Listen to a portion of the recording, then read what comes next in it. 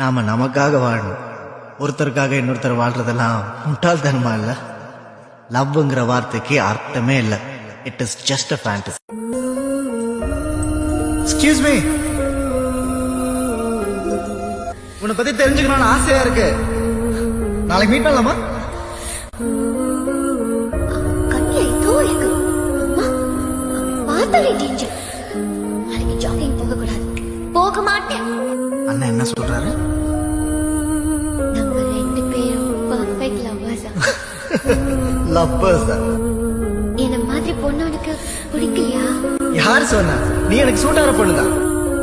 யாருக்காக வெயிட் பண்ற? இல்ல, என் ஃப்ரெண்ட் வரேன்னு சொன்னா அதான் வெயிட். பொய் சொல்றேன்னு நினைக்கிறேன். அதான் இப்படி எல்லாம் நடக்குது. Fortune cookie. நீ இதெல்லாம் நம்புவியா? சும்மா இரு. இதுல என்ன எழுதி இருந்தாலும் கண்டிப்பா நான்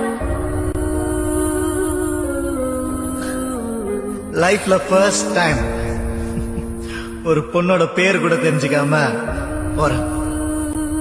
ரிலேஷன்ஷிப் ரொம்ப பர்சனலா போக கூடாது. ஜஸ்ட் ட்ரெயின் ஸ்னேக் இது மாதிரி இருக்கணும். அது அப்படியே பிளாட்ஃபார்மோட விட்டுறணும். எல்லாரும் சந்தோஷமா இருப்பாங்க. யாருக்கும் கஷ்டமே கிடையாது. No commitments, no disappointments.